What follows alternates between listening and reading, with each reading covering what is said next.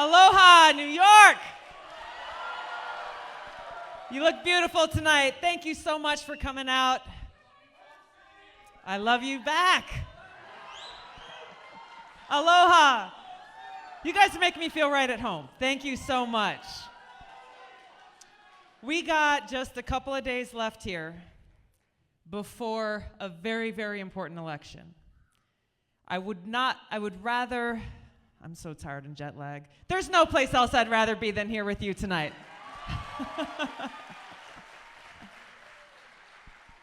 It's been a busy last few weeks. You know, when I made the announcement that I was leaving the Democrat Party,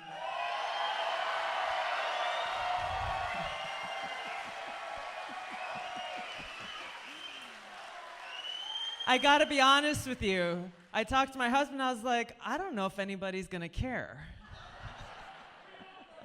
Because I've been calling it straight on Democrat leaders for a long time. And so as I've been traveling across the country, it was kind of unexpected. All I did was pack a carry-on when I left home on October 11th. But then my phone started ringing off the hook as other candidates, people running for office in many states from the West Coast to the East Coast and the Midwest, North and South, asking if I would come and help support their efforts. Thank you. You guys are great. And I was really happy to be able to be on the road and get out and help so many great Americans because of what is at stake in this election.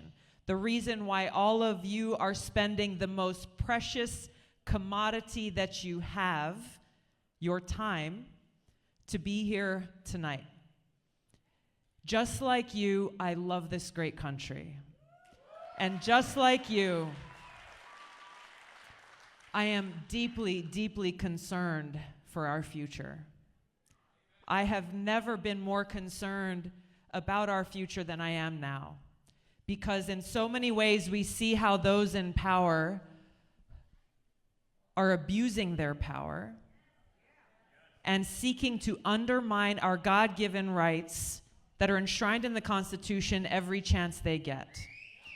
And this was what was at the heart of why I had to leave the Democratic Party, is because how can I, as a soldier and a veteran and a former member of Congress who took an oath, I made a promise to support and defend the Constitution of the United States of America against all enemies, foreign and domestic.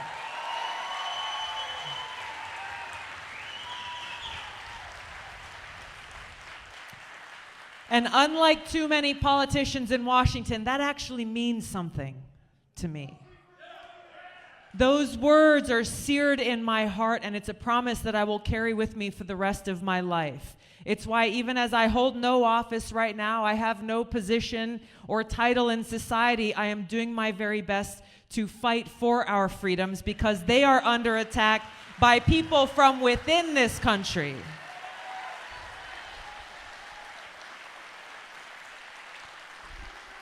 And that's why this election is so important. You know, I've been going and supporting people who are running for Congress and running for the U.S. Senate because having this radical woke Democrat Party in charge of the House, Senate, and the White House has put us in a very dangerous place as a country. But the decision that you have before you now here in a few days and who you choose to lead you as your governor matters greatly for the challenges that you're facing here all across New York, but it matters to the country. Because as we've seen over the last couple of years, who are the people who are in a position to be a check on the mandates that are coming from the federal government to the state? It's the governor. It's the governor. And we've seen how different decisions that governors have made across the country have impacted people right here at home. You've seen here in New York how you've had a governor who's been a rubber stamp on whatever the CDC says, whatever the Biden administration says, whatever Fauci says, rather than doing her job and upholding the Constitution, protecting your individual rights and freedoms, and saying no to the federal government, back off. It takes courage. It takes courage, and we need courageous leaders right now.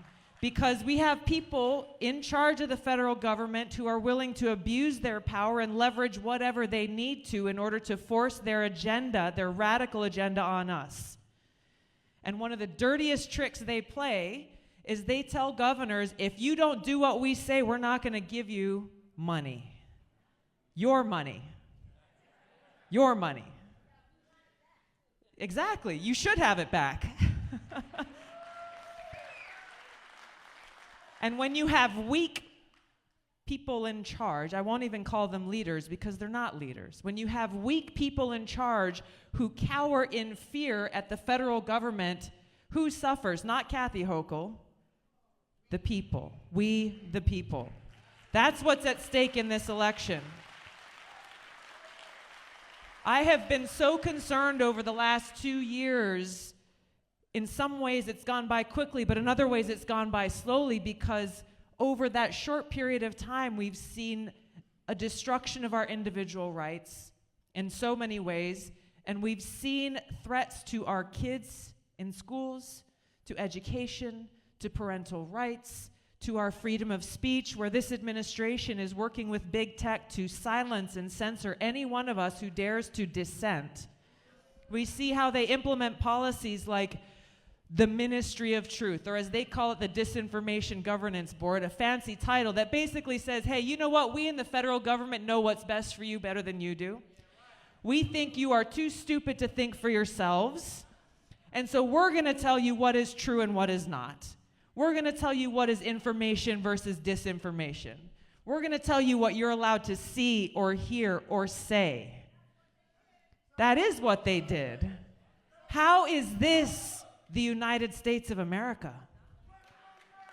This is what is so dangerous, is not only do they not believe in freedom, they hate it. They say speech is violence, and they get to say what speech is allowed. Not no more, because we will not allow them to continue this way.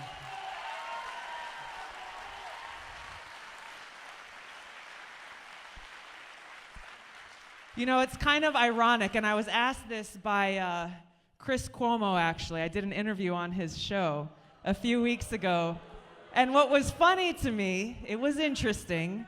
What was funny to me was he said, Tulsi, you know, these Democrats say that everything they're doing is to defend democracy. It's to defend freedom. If you listen to Joe Biden's speech the other day, he said, democracy is on the line. Democracy is on the ballot. My response to Chris Cuomo was, that's funny, because every single thing they're doing is undermining our democracy. They are taking our freedoms away in the name of standing up for freedom. This would be funny if the consequences weren't so real. This is not empty rhetoric. This is not hyperbole. This is what is playing out every single day in this country, which is why electing strong leaders like Lee Zeldin and Allison Esposito matters so much.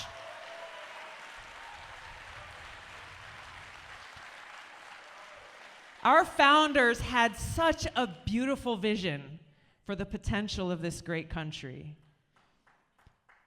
They understood the danger of a tyrannical government. They understood the potential for abuse of power by any one person, which is why, as they crafted that powerful document, the Constitution, the Bill of Rights, the Declaration of Independence, they did so very intentionally to ensure there were checks and balances so that we could protect ourselves, we the people could protect ourselves from a tyrannical government. The federal government has overstepped its boundaries, seeking to control and impact every part of our lives.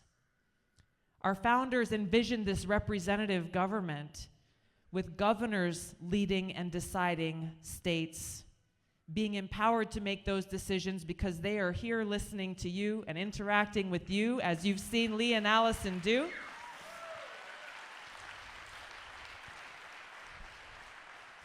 With the federal government's powers being limited to that of the Constitution.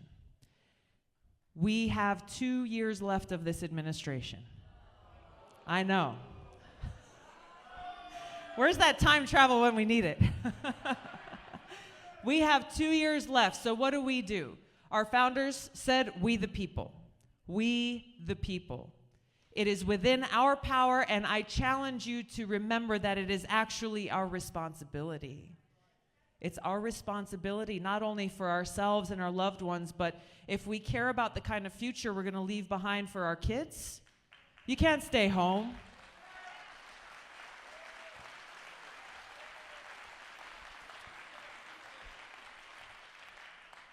I'm standing before you, not as a Democrat or a Republican, but as an American. I heard you. I stand before you as a fellow American, and this is the message I want to ask you to share with those in your life over these next few days. Because if you hear anything on the news right now, if you see the attack ads on television, and you hear the rhetoric going back and forth, all you hear from a lot of these Democrats who are running for office is how terrible Lee and Allison are, rather than standing on their principles and the things that they believe in and that they want to do for you. It's because there's nothing there. So as you go and talk to people who may be Democrats and are saying, well, I don't know if I can vote for a Republican. You know, my family have been Democrats for a long time, or, you know, I don't know enough about Lee to know if I want to vote for him. There are people in your lives who trust you, and they respect you. You and only you can help influence and inform them about the right choice for New York and the right choice for this country. Don't underestimate the power that you have in your hands. So as you look at who you're friends with on Facebook, or who's in your cell phone, or maybe people you haven't talked to for a long time, people from work or church or whatever, take that time over these next few days. I know early voting ends at the end of the day tomorrow. You've got Tuesday. Take that time to really think about who you can have a heart-to-heart conversation with, because every single vote counts. And if we want to have this free and bright future for generations to come, we are the only ones who can make that happen. Yes, we hold our leaders accountable. What happens on election day is really just the first round. The real work begins after that, and I can tell you Lee and Allison are going to need you every step of the way to bring about the kind of change that you need to see here in New York.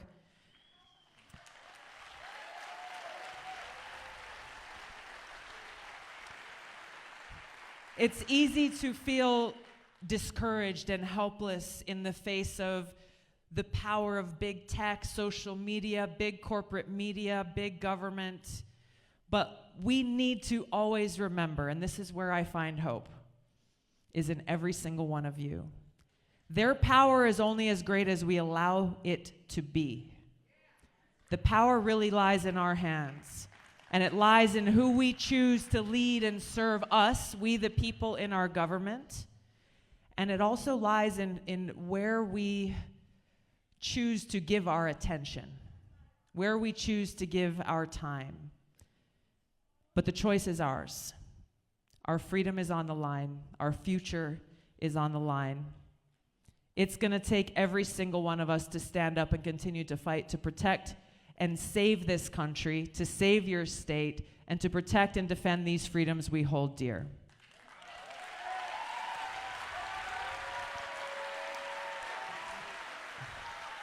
Thank you guys so much for coming out tonight. Let's go and work hard every single day until Election Day so that we can elect Allison and Lee. Is Lee here? He's running off. They've got an early event tomorrow morning. Come out here, Allison. Let's send some real leaders there to the Capitol. Isn't she awesome? Thank you guys so much for your support. Let's make it happen. Have a good night. Aloha. Good to see you.